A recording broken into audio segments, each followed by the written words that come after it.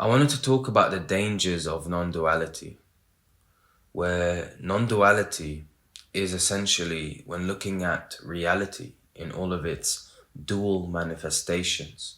You have day and night, man and woman, black and white. The dual nature of reality is recognized because of the non-dual nature of reality.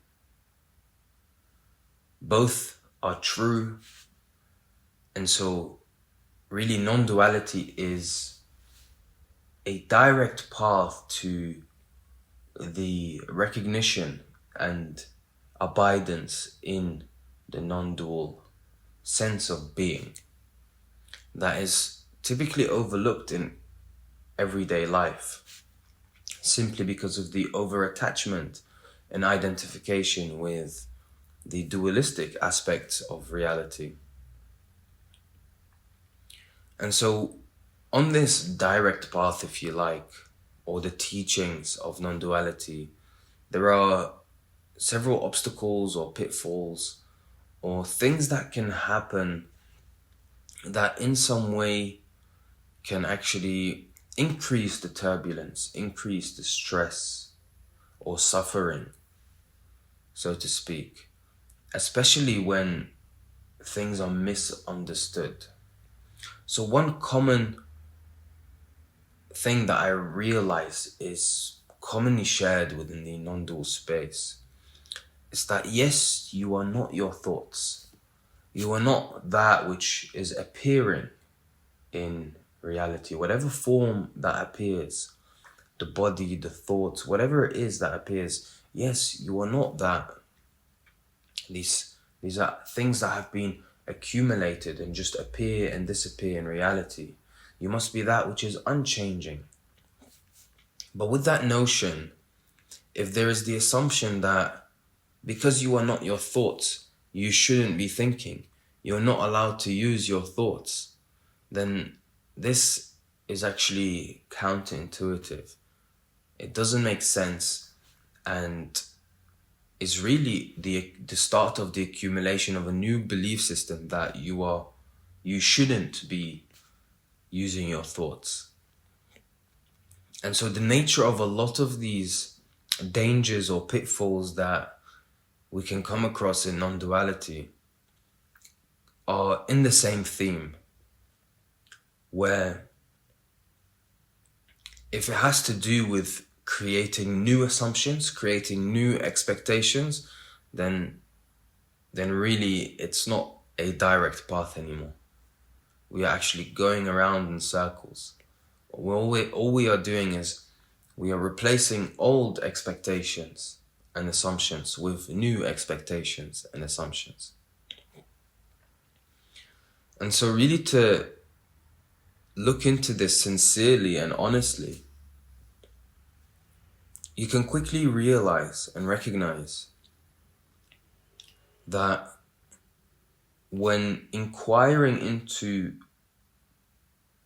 belief systems that we have been holding on to, inquiring into assumptions, it can feel like creating a new assumption is progress. But really there just shouldn't be the identification with the assumptions.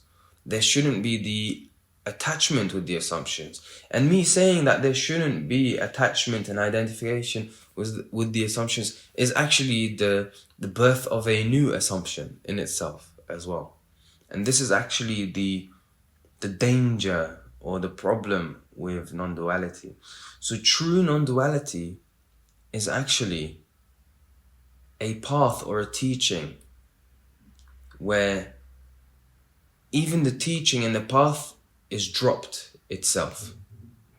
The teaching and the path itself is dropped eventually. And it's not a typical mental problem-solving endeavor. It's not your typical type of exploration that you go on. And so this is really a common pitfall where people, I get messages from different individuals. It's like I've been practicing non-duality for over a year or 2 years. And I am now in a place where I don't know if I have been liberated. I don't know if I have seen this and seen that. Or what does it feel like to be in this liberated state? And there's all these questions, and the problem with these questions is if you give any particular answer, they can either believe or disbelieve or hold on or attach themselves to that answer. And I myself was actually a victim of this. And so really it's an understanding or a clear observation of what is taking place. That is all it is. All it is, it's an understanding and observation of what is taking place. Some people may add that actually it's also the detachment from that which is observed and taking place. But the problem is that when you add the detachment factor, you are introducing the notion that there is something to do, that something needs to be done. And with that comes a whole baggage of assumptions and steps, and this is right and this is wrong. So instead, I say that it's just clear, pure observation, because out of the clear and pure observation, if done sincerely and compassionately and honestly, detachment naturally is a byproduct, or attachment naturally falls away. Identification with these aspects naturally begins to loosen up. Because whatever you are attached to, think about whatever it is you are attached to and imagine it. If you very clearly and sincerely observe this for what it really is, you can come to the recognition that actually there's nothing and no one to be attached to this. Because in order to clearly observe and recognize anything, you cannot be the intermediate to its recognition, or you cannot be the focal point that is looking out into something. When you observe the attachment to a particular belief system, if you observe it deeply and sincerely enough, the depth and true understanding is born out of observing it as though there is no one there to observe it. As though it's just a manifestation reality as anything else. And so really trying to walk the path of non-duality whilst holding on to an identity or an egoic sense of separate self it's futile, it's pointless. Because like I said earlier, you're just replacing old beliefs and assumptions with new ones. And so honesty and sincerity is key here. It's extremely essential, and I don't see many non-duality teachers speaking about the very importance of honesty and sincerity, where actually you don't desire enlightenment, you don't desire liberation. There's just a deep desire of truth. There's just a deep desire of truth that far outweighs any other desire. Everything else becomes ordinary. But there's a deep desire of truth. And then eventually comes a point where even that desire is looked at. The desire for truth in itself is looked at. And so this is what I mean with it's just clear and honest observation of what is. And then there's a sense of okayness with what is. And it makes sense to be okay with what is, because what is manifesting as it is regardless of our opinions and assumptions. But me saying that there's a natural sense of okayness is not now a character that you should try to forcefully embody. No, this natural okayness comes from the sense of honesty, the true, sincere honesty. This true honesty,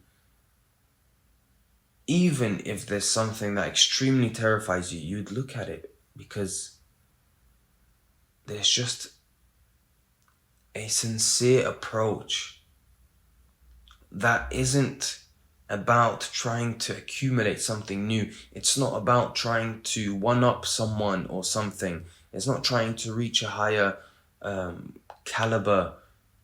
It's simply about sincere and honest pursuit of truth.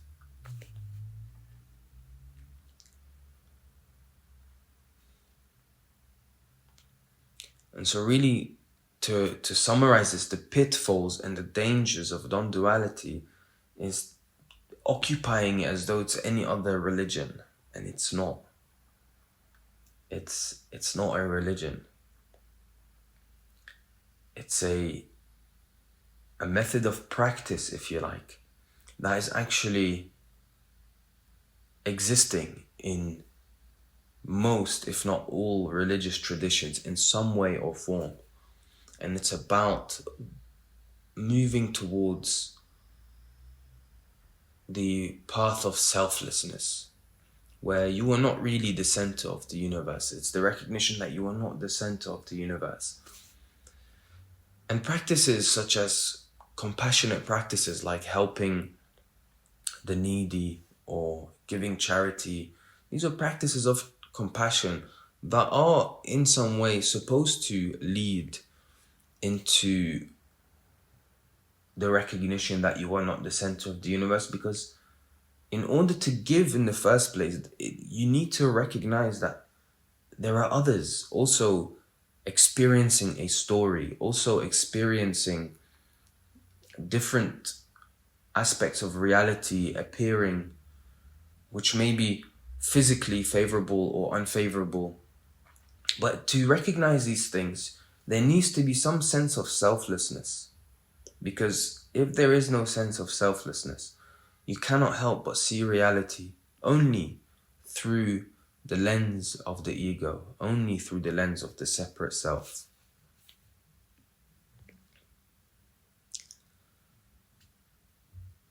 And so with that, to summarize, the dangers of non-duality is to fall into the trap of replacing old beliefs and assumptions with new beliefs and assumptions, when in reality, it's about just observing them clearly, honestly, and sincerely, so that they are seen for what they are. And once they are seen for what they are, I won't tell you what happens. And it's not about what happens either, but just sincere and honest observation above all else. Because it's what appears, it's what's appearing right now. So give your all. Give your all into the sincerity and the honesty of this investigation or inquiry.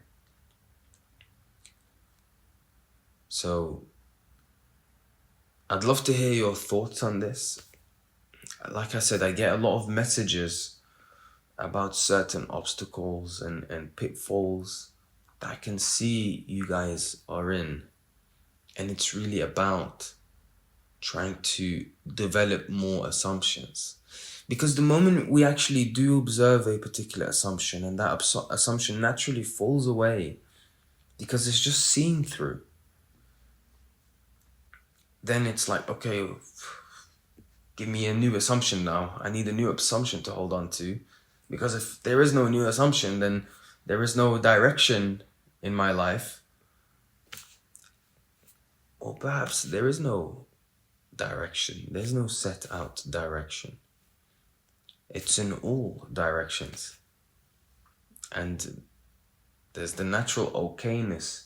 And the reaction or the notion that, no, I need another assumption and there is no direction, or the notion of feeling lost or whatever, comes with as soon as you drop the other assumptions. There's a sense of liberation, but then it's followed with, oh no, I need this or I need that. That in itself is also a different assumption or belief system that is bringing about this particular reaction and feeling as well. And so really it's just pure, sincere, honest observation, so that the layers are just looked at. You're opening a book and all you're doing is you're turning page by page. Sometimes when you turn the first page and it's like, oh no. I've turned this page, I need to add a new page somewhere in between, and this page isn't appropriate or whatever the case. But no, just keep turning the page. Keep sincerely reading what's taking place.